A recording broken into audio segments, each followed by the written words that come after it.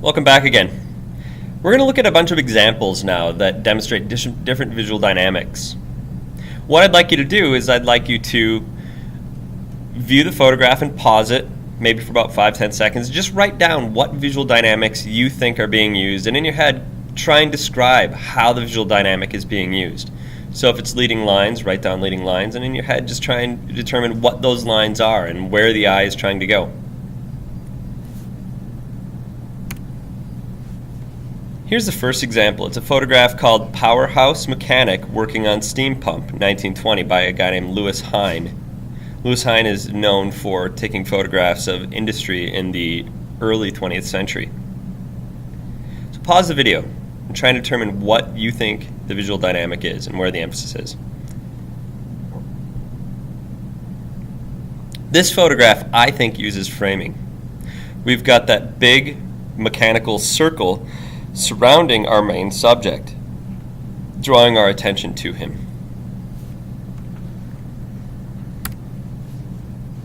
Here's a photograph that's untitled by a guy named Gary Winogrand. Pause the video for a second and determine what you think the visual dynamic is.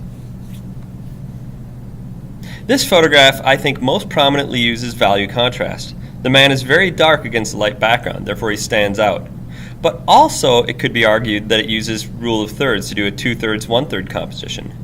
2/3 on the right of this photograph is very light. It's got light sky and light buildings in the background. And 1/3 on the left is the darker building. But I think more prominently, it's value contrast.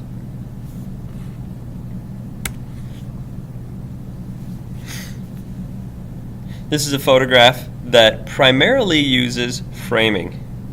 Our eye goes to the couple in the center. They're framed in by that doorway. And over the doorway there's a white arch that also frames them in, that creates a secondary frame. And then out beyond that there's a third frame. It's this frame of people on the left and right side and on the top. It creates kind of a target effect that draws your eye right to the center, to that couple. This is a photograph by a guy named Brassai, and it's called Open Gutter. It's taken in Paris at night. This photograph uses leading lines. The gutter creates a snaky sort of curvy line that starts in the lower left-hand corner, curves over to the right, curves back up to the top left corner, and then leads the eye over to the top right corner. It's a very sinuous, smooth line. I really love this photo.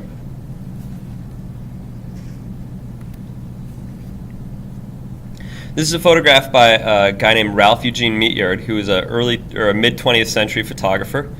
It's called Untitled, Son and Mother at a Crypt in Lexington Cemetery in 1955. He's one of my favorite photographers for a lot of reasons. But let's just talk about this photo.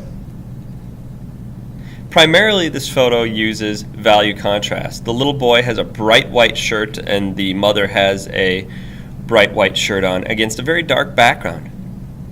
But also, this photograph uses framing. The mother is standing in the doorway of that crypt, and it draws our attention to her by creating a frame.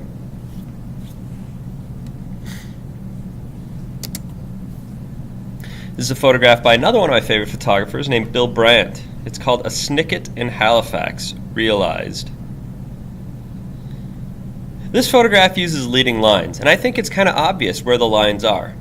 On the left side, there is a railing that's very thin, creates a thin white line that leaves your eye from the left side up to the top right, almost to the point of power up there. And then above that, the top of that railing is a wider white band that helps lead the eye up to the top. In the center, there's the walkway of the cobblestones that are interspersed with lights and darks that create a rhythm that move our eye upward. The other thing I love about this photograph is just the high contrast and that sort of spooky looking building looming on the left side. This is a photograph by Sebastião Salgado. He's a contemporary photographer and he takes photographs of refugees and people in distress throughout the world.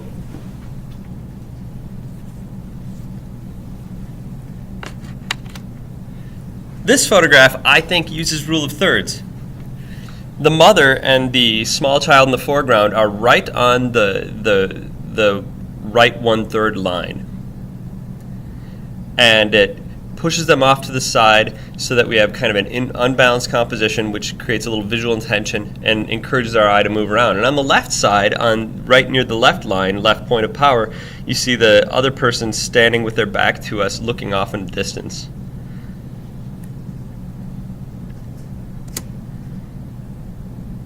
Anytime somebody goes to the Leaning Tower of Pisa, they take one of these photos. And if you line it up just right, you can make it look like you're holding up the Leaning Tower. But if you don't get the angle quite right, you look kind of goofy. All these people are getting that same photo taken, but if you don't line it up right, you've just got a bunch of strange people posing with their hands out. I like this photo. I think it's kind of funny. The other thing that you could do with this idea of spatial relationships in depth or perspective, here are two more examples. On the left, you've got that man who's got very small people in his hand, and he's blowing on them and they're falling off. On the right, you've got a small man with very, very large shoes making a sort of silly face at them. Now, one thing you have to think about when doing this is you have to make sure that both your foreground subject and your background subject are in focus. You can't have one of them very close to the camera. I would say that the closest subject should be no closer than about 6 feet away if you want to really get both things in focus. Because if you have one that's too close, you're going to be fighting with getting one focus and having the other one blurred. So before you actually commit to the photo, I want you to make sure that both things are in focus.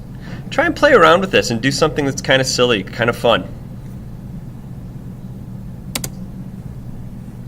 This is another photograph by Ralph Eugene Meatyard called Mother and Child. I really love this photograph for quite a few reasons. It's a very quiet, soft moment, but I also love the lighting. The lighting is very, very dark and high contrast.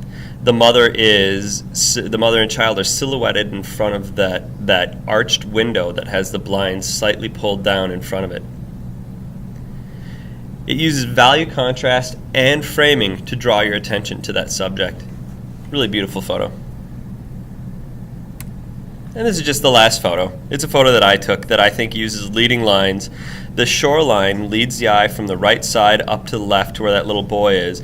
And those rocks also create kind of a secondary line that lead the eye from the right to the left. Well, I hope you enjoyed this series of videos, and good luck shooting.